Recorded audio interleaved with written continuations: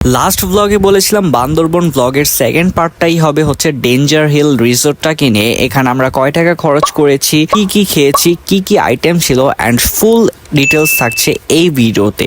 চলেন শুরু করা যাক, লেটস গো।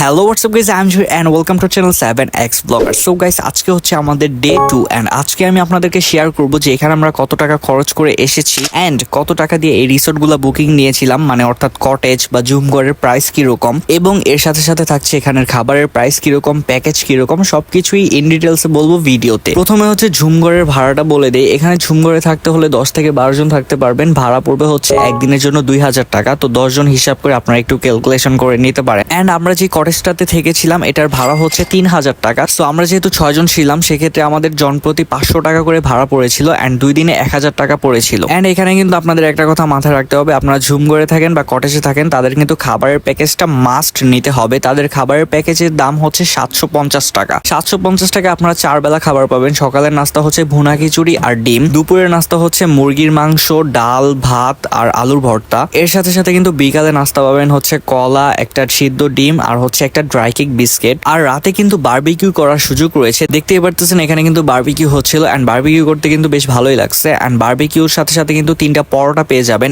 একটা লেগ পিস আর সাথে 3টা পরোটা থাকছে হচ্ছে রাতের খাবারে। এছাড়াও কিন্তু তারা 2 লিটার পানিও দিয়ে থাকে একজনের জন্য। তো জনপ্রতি 750 টাকা অনুযায়ী আমার কাছে মোটামুটি ভালোই লাগছে। খাবারের আইটেম গুলো বেশ ভালোই ছিল। 4 বেলার জন্য আমার কাছে মনে হয়েছে যে ঠিক আছে, চলে, এভারেজ ভালোই ছিল। অন্যদিকে আপনারা চাইলে তাঁবুতেও থাকতে পারবেন, সেক্ষেত্রে জনপ্রতি 250 টাকা করে পড়বে। তো আমরা যে কটেজটাতে ছিলাম এটা একেবারে নিচের দিকে, একটু নিচের দিকে ছিল এন্ড এই কটেজটার সামনে কিন্তু অনেক সুন্দর একটা লাভ থিম করা ছিল। ওভারঅল এই কটেজটা কিন্তু বেশ ভালো ছিল। তবে এখানে একটু সমস্যা হচ্ছে পানির সংকটটা একটু বেশি। সেক্ষেত্রে আপনাদের গোসল করতে হলে নদীতে চলে যেতে হবে। বাট আমরা যে পরিমাণ অলস, আমরা গোসল করিনি, আমরা ডিরেক্ট কক্সবাজারে গোসল করেছিলাম। সেটা হচ্ছে কক্সবাজার ব্লগ বা পার্ট 3 ব্লগে আপনারা দেখতেই পাবেন। তো যাই হোক, এখন একটু মিরিঞ্জা ভ্যালি নিয়ে যদি কথা বলতে চাই, আমরা এখানে অনেক বেশি এনজয় করেছিলাম। পাহাড়টা দেখতে বেশ ভালোই লাগতেছিল। আমি সিঙ্গেল অনেকগুলা ভিডিও শুট করেছিলাম, রিলস মেক করছি এন্ড অনেক বেশি এনজয় করছিলাম। মেইনলি যেটা বলতে চাচ্ছি সেটা হচ্ছে আমি কিন্তু এইবার ওইভাবে প্রিপারেশন নিয়ে ভ্লগ করতে যাইনি। দ্যাটস ওয়াই আমার এইভাবে ভয়েস ওভার দিয়ে আজকে ভিডিও করা লাগতেছে। মূলত কাজের অনেক বেশি চাপ ছিল